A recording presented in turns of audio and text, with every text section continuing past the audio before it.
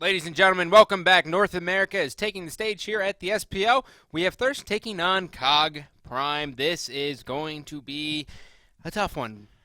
So at first they were talking about a sub. Did Wolfie get back in? He got back in. He got back in. So generally speaking, Wolfie is largely regarded to be the heart of the team. Without Wolfie, these guys will have a very, very hard time. I mean, they're going to have a hard time regardless. They're going against Cog Prime, current second seed North America. Yeah. One of probably the most winningest team in online qualifiers that we've ever had for Smite. Very, very rough uphill battle for Thurst. And you know, the big thing here, too, with Thurst, yesterday they got steamrolled by Dignitas.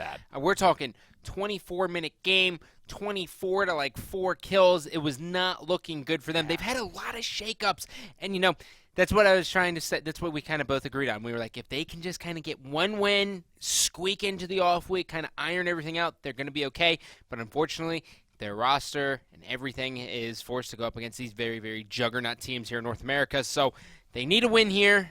Yeah, they need a win badly. They're coming into this 1-7, Cognitive Pride 5-3. A win here for Cog still puts them vastly behind Cognitive Red, but Snipe is currently 5-3 as well. We have some other games to finish out this week. On Monday night, we have a few reschedules, but for right now, we're looking today at Cog Prime and Cog Red, both facing off against Thurst and Fat Chunks Assemble. That'll be our next 2 games. Yep, well, no surprise here. First ban, Mercury. Get him off the board. Yes. He is too versatile, and he is too powerful.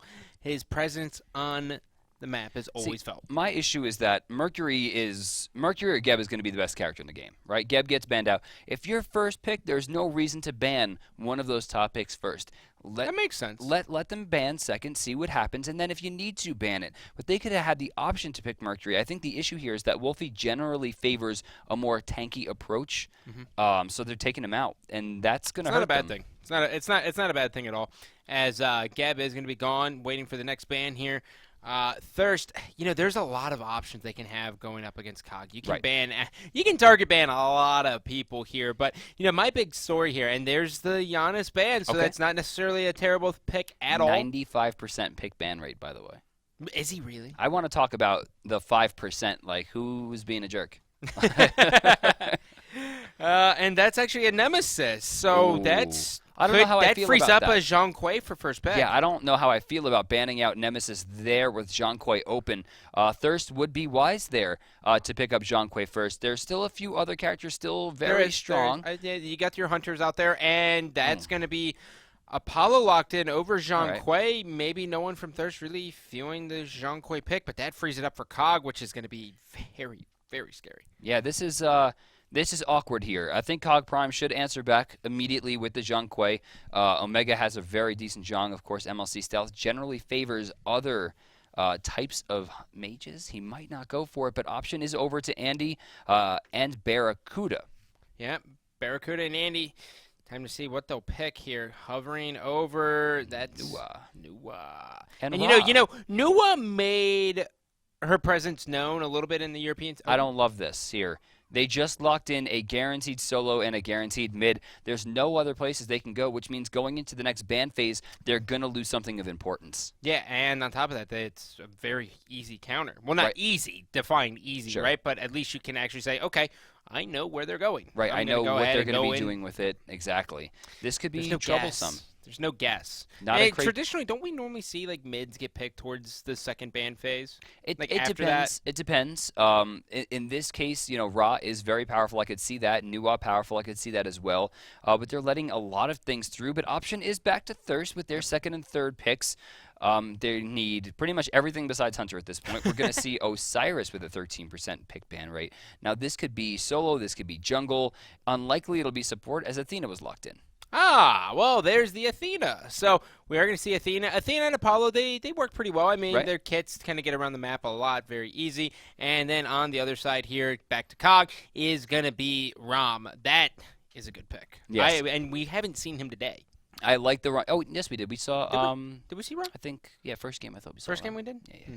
Interesting. So Rama's going to be locked in to go up against the Apollo, a matchup that we've been seeing a lot lately as we get into the second ban phase. First option coming out is Agni. Now, this is smart. They already have their mid and solo. On left, they don't have either, or rather, they definitely don't have a mage yet. So taking that out is smart. Freya gets banned out as well, which is a great idea. Don't let Andy. I'm surprised she even made it that far. Get her out of there. Freya has been dwarfing everything. He's hovering. Come on. They're gonna lock it in. They better. They're gonna lock it in. Dude, they got Bacchus. He wants to be heard. The fat man wants to get drunk. It's what time is it? It's 2:12 It's on 5 Sunday. o'clock somewhere. Like, oh my God, Alan Jackson. That actually sings it, just by the way. But the Bacchus does work with the Ram pretty decently. Oh my God, amazingly. Considering the fact that Rama can go up, hit the first hit, belly flop will come down, and he'll guarantee the second and third hits for maximum damage plus intoxicate. That'll kill anyone on the field. That'll kill an Athena, so long as they have the pressure for it.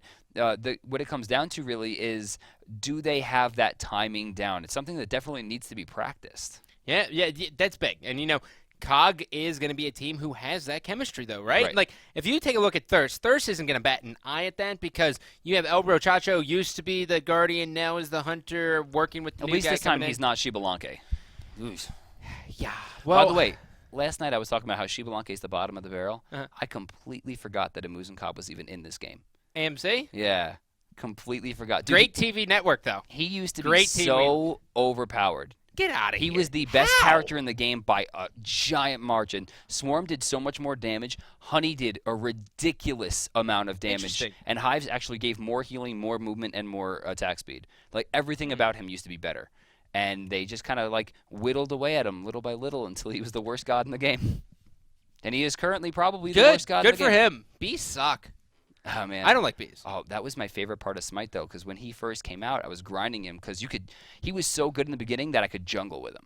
And that was awesome. Stop. But you love doing things that are just stupid. Yeah, they're stupid. You love it. Oh, it's awesome. That's what, you wake up and you're like, how can I screw something up today? I don't know, but we are going to North America.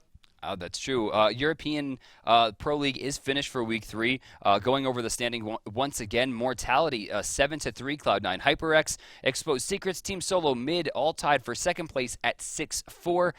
SK Gaming going to be at 3-7. Where did Bacchus go? Where did my Bacchus go? Where did Bacchus go? How dare you! You got my hopes up only to crush it. Scylla. Finally, Scylla's there, and Zhang Kui, 2 amazing picks. That's going to put Osiris into the jungle guaranteed. That's a lot of damage, a lot of control, and a great amount. Oh my, this is a really good lineup for Thurst right now. I really like that draft. Comparatively, Thor for Andy is an amazing push. MLC Stealth probably taking Raw, though he could have the new Either way, I mean, they have a lot of push here. And the final pick, it looks like it will be Bacchus is locked in. You're lucky. You got it anyway. Yeah, that's going to be big. So I wonder what Andy's going to bring to the jungle there with Thor, right? We know the counterpart brings a mean Thor, so I wonder if Andenster is going to be able to have that same exact presence. But, taking a look at it here, I think the Bacchus and the Ram can work very, very well together. Yeah, obviously, definitely. It comes down to a lot of the timing. Not to mention, if they do get the full combo off, they still have Nuwa ready to do the ult from anywhere on the map as well. True. It's trouble. That's what I was getting ready to ask you was, how does Ra fit into this team now? You're going to have a lot of healing, but it seems like they're going to have a lot of engagement. Right, well, Divine Ruin, or sorry, not Divine Ruin, Divine Light is actually going to slow down Osiris massively in team fights. The only thing I'm seeing here is that Scylla can be so disruptive, especially with Athena. This is probably the best place to pick Athena, just because Athena can taunt people directly into I'm a Monster, and one good I'm a Monster kill is going to just shred this team. Nuwa, low health, Ra, low health, Rama, low health, Thor, low health, and then there's Bacchus. So if she just aims for a carry, she's going to wind up getting a decent amount of damage.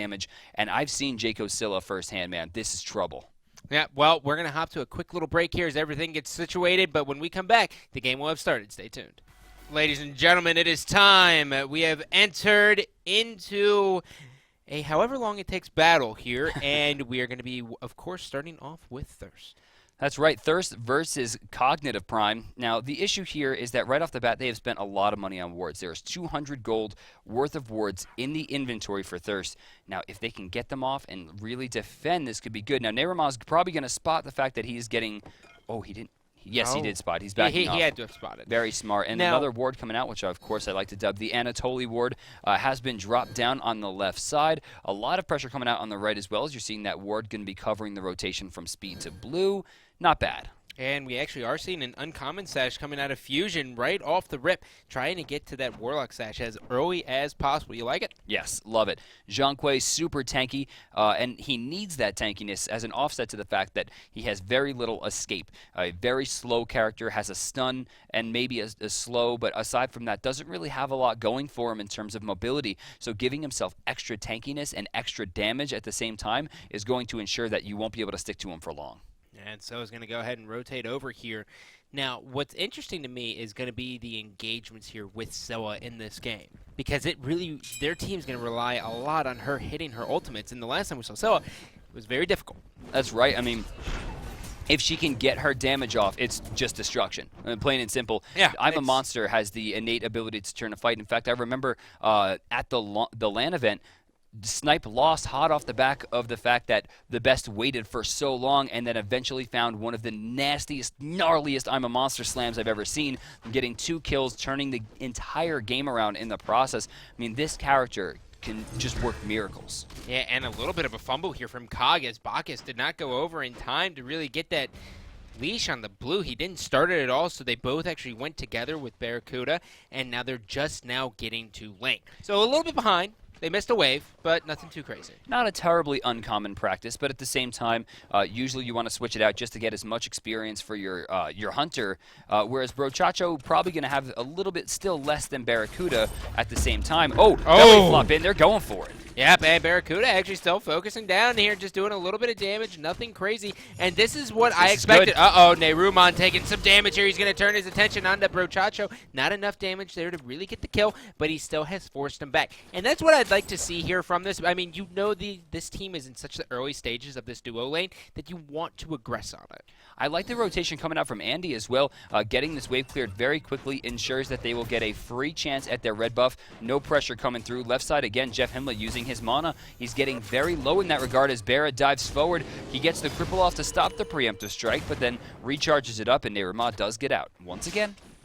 And it looks like actually Jaco Malfoy might be coming down to help with, you know, this speed, get a little piece, and then rotate back to the back Harpies. But it looks like he's actually electing to not do the back Harpies. We should see the Hand of the Gods coming online again. He'll probably hand the back Harpies and then walk his way back over to right side, get those Harpies, and then help Jaco with the red. No Hand of the Gods douches. A strange lack of min-max coming out from Wolfie. Yeah.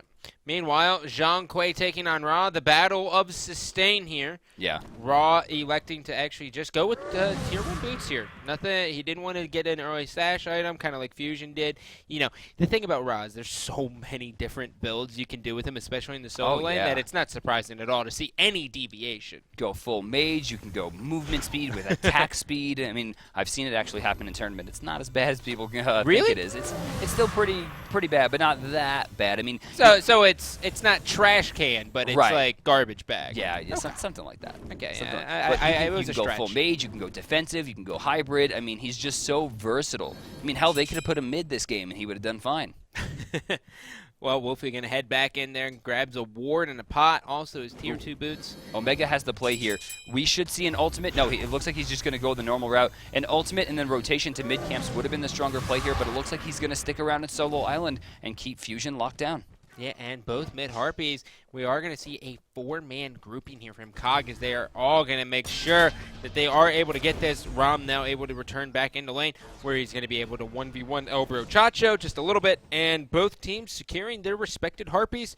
Nothing crazy. Barracuda's a little bit outclassing El Brochacho right now, a person new to the Hunter role, whereas Barracuda has been famed many times as the best Hunter player in the world. Brochacho, though, is keeping his ground, level 5 to level 5, but the wave is getting pushed on him repeatedly. Yeah, and that's actually what, you know, we saw him do that a little bit with Zapman as well. Right. You know, like he was having good positioning, he was going toe-to-toe with him, but when it came down to the mechanics, he had a very, very difficult time. Plus, he was like Shibalanke. Yeah, that doesn't help either. Don't pick Shibelon, kid. It's normally not good to start at a disadvantage. So Thor's charging up here. Yeah. El Brochacho might be in some damage. There he goes. So much CC. Down he goes. Early kill. This is not the start they wanted. No, definitely not. You know, they do have, in my opinion, the stronger lineup. Scylla, Zhang Kuei, Athena, Apollo, Osiris. I mean, that's like a kind of a dream lineup comparatively across the way. You know, Thor's strong, not top tier. Ra's strong, not top tier. Rama, very close to it. Nuas close to it. And then Bacchus, even to, you know, in the regard to Freya. Top side, they're going to try to counter it. They're pushing. Oh, whoa. Okay. Whoa. Okay. That was a 4-man push. They're going to answer back and steal away a buff. Nice rotation from the Ratchet crew. They're going to even out the kills, but they're still 450 gold behind, as well as 1,500 experience wave to wave. Well, Andy noticed that there was 4 of them there, and he's going to go ahead and come in here, clear up some jungle, just try to get a little bit ahead here, as Osiris is going to slowly make his way back into those Harpies, and he might have a chance here on Jaco just to throw down some damage, but really just going to push down this wave and gets out of town. Ooh, Andy actually jumping right through Jaco there, who's retreating back towards his tower. Looking at the ultimate usage, there's 2 still online for Thurst. It looks like they have Across the Sky, the Global Presence, and I'm a Monster for the follow-up, whereas across the way, Barracuda has Astral Barrage. We're going to see Intoxicate is still online as well, and then MLC Stealth still has his Global Presence ready to go, something we haven't seen too much of yet. Yeah, and Bacchus has just been shredding through his mana. You know, he is so mana hungry. Well, he's but the he most does have mana-intensive character in the game. Oh, is he really? Oh, absolutely. Keeping the drunk up is an insane thing that you have to do while trying to, because otherwise your stun doesn't apply. It's just a hit. You have to be drunk to get that stun off, meaning you're constantly slamming down wine for whatever reason costs mana to do that.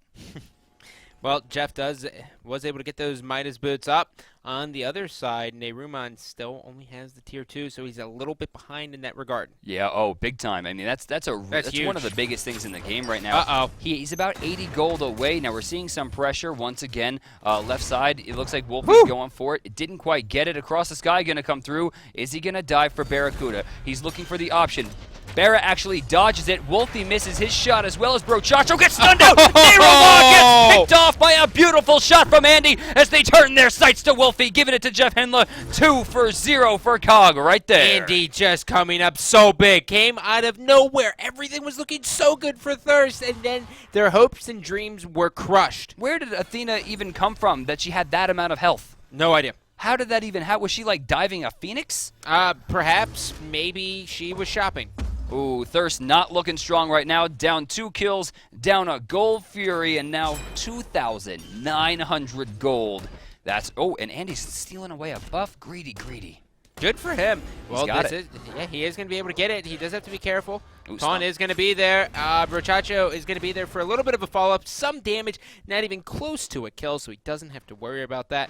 And they got his beads, at least. Oh! They got his beads. That's a 3-minute cooldown, but that means they have to really punish Ananster for being out of position in the next 3 minutes. Yeah, and I just don't see them punishing Thor. It's going to be tough. I mean, he has no mana, so he's going to head back to the house anyways. Come back, starting working towards that Jotuns, which is going to make him even more of a force to be reckoned with. So now, I'm looking at Jaco here. Plain and simple, I'm looking at Jaco Malfoy. Okay. He is level 8, starting to fall very far behind, whereas Stealth is 10 now. I'm sorry, wave to wave, he's level 9. But you look at the build here, still doesn't have his boots online. He's teleporting back here to pick up the red buff. Looking at the Inhale gold, he does have enough to finish the boots, but that still puts him another 1,000 gold behind Stealth. Now, here's the one thing I want to ask, because looking at the item-wise, I mean, you would say Omega seems to be a little bit ahead over Fusion, but that's not the case. Right. I mean, well, we see 4,900 there, Fusion at 4,400. It's basically coming down to Omega decided to get the boots. Despite the fact that there is a number difference in terms of gold, Fusion starting to already get those stacks up. Wolfie super low here, getting chased down to almost a tier 2, gets blown up once again. We have talked about every single time we've seen this game that Wolfie's been the heart of the team, but unfortunately, it's been more of Wolfie is constantly getting caught in his own jungle, whether that's his own fault or he's not getting the calls he's looking for, there's not enough wards. It's hard to really say, you know, we're not in the comms, we can't hear what they're going for or what their plan was, but I mean, Wolfie's just getting caught too much these days. Stealth is coming on the backside here. This is going to be a dive here. There's going to be a lot of damage. Down goes Brochacho already. Neyruma's going to be there. They're not even going to worry about him. Soa is going to be coming from the back. And now Andy's just going to steal this blue buff. They're going to have the 4-man grouping. Osiris has to be very careful. He just got back. He is level 8. No one on COG is under double digits right now. He will get blown. Neyruma preemptive strike in. Ill-conceived. Goodbye. Jaco taking some damage as well. Belly flop going to hit. He takes the shot from the ultimate as well, the global presence. And now Wolfie's trying to find something here. I'm a monster. Gonna hit, not gonna kill. Crush gonna miss completely. And Barracuda with another double puts himself up to 303 as they turn their sights to a Gold Fury that's not there. Meanwhile, in the solo lane, that's got to be the most chaotic thing. And you've played on a team, so sure. you know if you play solo lane, it's like all these communications, and you're like, oh yeah, guys, I pushed this wave again. Yeah, I got the I got my minion wave pushed. Didn't lose any gold. Wolfie actually going with a heavy hammer. Yeah, 10 minutes in. Well, with Osiris, we usually see it built after the boots to give him a little bit more pressure. This slow plus the movement speed allows him to really stick to targets. And again, the 3rd and 4th hit of the attack chains coming out from Osiris are AoE slows, which means now it's going to be really, really hard for him to peel. The issue here is that Wolfie is super squishy, doesn't have a lot of damage, so even if he does manage to, stick to a person long enough, he's just going to wind up dead for it. Yeah, and, we're seeing both Golden Sashes coming out of Omega and Stealth. Right. Are they, it looks like they're not going for the farm-heavy game. I think they're just taking their time on it. They're not. It doesn't seem like they're too threatened. Perhaps they're not even trying their hardest. At 1-7 right now, the fact that they have enough gold to finish, or Omega at least has enough gold to finish it and has for quite some time and still hasn't gone back, that shows kind of a lax attitude to me. Yep. Thor making the pings here. Fusion. Rest in pieces, buddy. This is going to be tough. Thor hasn't taken to the air. They are going to be focusing on the tower. Thor now coming on the rotation.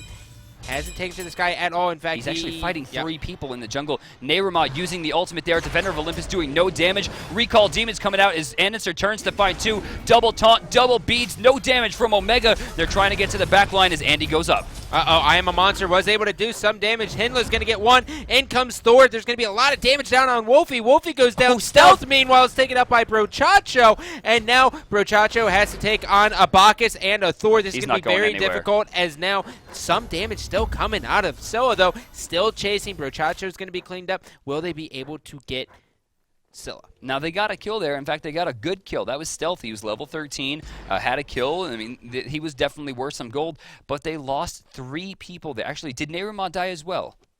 I'm not sure, but I know they just lost a tower because Barracuda didn't even decide to go into the fight because he doesn't have that kit that we see on Apollo to really get him in there. Instead, he just stayed there and did a lot of damage to the tower. He could have rotated. He just chose not to. He thought it was a better use of his time to just sit there and grind. Take the PvE route. At the same time, Omega just took a tower as well, and now Gold Fury's back up. This is all about COG. And look at the ultimate usage. Searing Pain already back up. Astral Barrage ready to rock. Jeff Hinla sitting right next to the Gold Fury with actually a back coming out from Neyruma and no Defender of Olympus online. I'm really surprised to see them not go for this one. There's all ultimates down here for Thurst. Yeah. They they blew up everything they could, and they only came out with 1 kill in that team fight. That's just not good. They're really far behind. Really far behind. Mid lane, Zhang Kui trying to hold off Stealth from taking any more damage to the tower. We're going to see a rotation coming in from Wolfie as well. But the Gold Fury has been started. All eyes turn to Neyruma as he's going to attempt the steal here. But this will be instantaneous death should he choose to go in. Up the belly flop's going to miss everything on Neyruma there. In comes the stun. Neyruma just getting absolutely shredded off the map. He goes. In comes the Thor ultimate. That's going to be another kill. Barracuda gets 2. Can he make it 3 as there's just so much damage? They used a lot there to get a kill, but Barracuda finds himself with a triple. He's going to be looking for the Quadra here. Can he get enough damage? Astral Barrage not going to do what they're looking for. A retreat going to come out from COG as they switch to the Gold Fury. Actually, they're going to dive the tier 2. Jacob getting low enough, actually finding the kill, but will trade out to the new ultimate as well as a Gold Fury. The only saving grace here is that Brochacho has smartly rotated to right to go for the tier 1. I was just getting ready to point that out. He, instead of using his ultimate to just get out and recall, he went back, got himself a tower, or at least he's working on it. But meanwhile, we are seeing COG acquire this Gold Fury here, and they're going to get this wave here over on the side. Barracuda is just going to continue to get bigger and bigger. That is going to be a real problem. And the issue here for the guys on Thirst, aside from Barracuda, is stealth is 15, and he's still beginning to scale so hard. In-hand gold right now sitting at 2,200. Maybe he's not going to go into Warlocks. At this point, I think he's going to go into Gem of Isolation.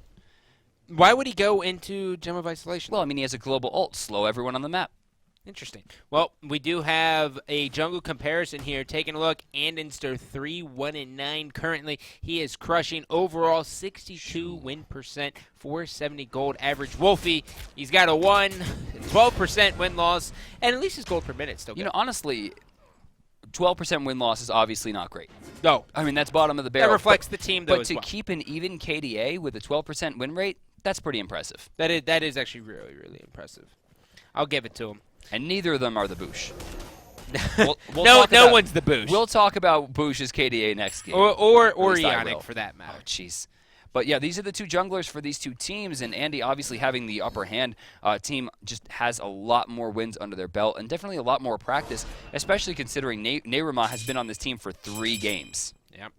Looks like Andy is going to be going ahead and building into a shifter shield. Now, is that just because they're so far ahead and he wants more damage? It's possible. I mean, he really doesn't need a lot of defense. This is going to give him 60 damage outright. Turning onto stealth, I'm a monster. He's looking for it. Not going to hit anything. Complete whiff from Jaco. He's forced out. Fusion super low. MLC actually manages to get a good dodge there from Brochacho, who's almost out of mana once again. Yep, and they're going to keep chasing. Jaco Malfoy staying in the fight, though. Wolfie actually gets a piece. He's belly just flop. going to get shredded. The belly flop. Slow much Triple. CC. Omega with the triple. Can he make it? Elbro Chacho, Oh. as we are just going to go ahead and get a little bit of stasis. Oh, that hurt my body as a cat. Look at this. Look at this. He's like running in place. You can just see Brochacho's about to die.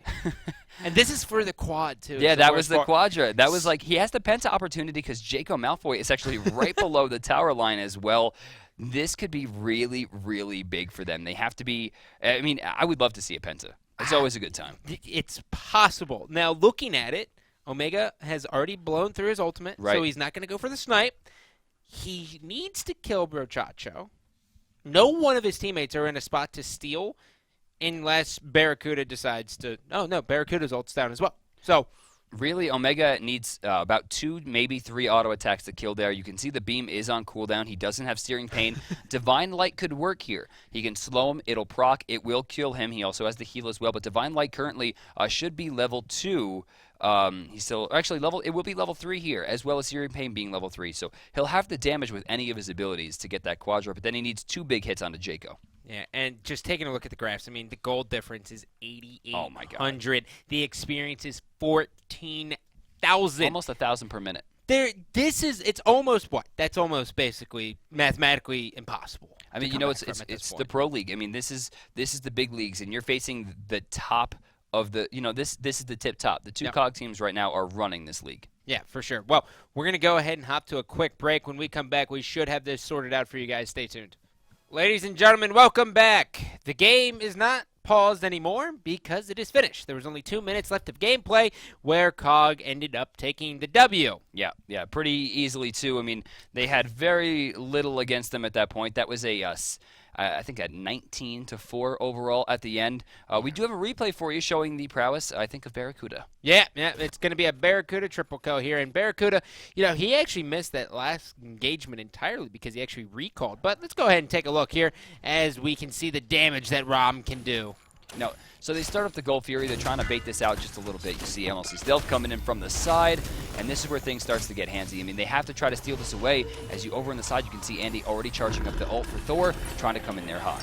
Yeah, and you can just see the CC, so much damage coming down. There's going to be 1. Thor comes into the party. There's going to be 2. Make it a triple here in just a second, as he is just going to finish us off. Routine stuff for him. All of those auto attacks, he wanted that Quadra so bad. Look at him. Just kidding. They dive, and they actually wind up trading the 1-for-1 there. Yeah. Jaco does fall for Andy's, I think, overzealous attempt at finding that last kill. But Poor Thurst. That's going to be it. Thurst, a lot of trouble here. That's 1-8 record in the first 3 weeks. They're going to have a very hard time finding themselves in the top 4 after that one. Yeah, Thurst really needed to pull some kind of a win out here this week, and losing, to COG again. You know, they've averaged 4 kills in the past 2 games. Right. Well, Fat Chunks have a game coming up next. Also, it looks like, yes, Omega did get the Quadra, not the Penta. Fat Chunks Assemble at 2-6 right now have a very rough time ahead of them as they're going to be going up against the 7-2 monsters, Cognitive Red. And don't let that score fool you. One of those was a combat pause. They could have been, at this point, 8-1. They were winning that game. Cognitive Red definitely has a strong hold right now over the North American scene, and Fat Chunks are going to try to shake that up. Yeah, well, ladies and gentlemen, coming up next, that's going to be the match. Make sure you don't go anywhere.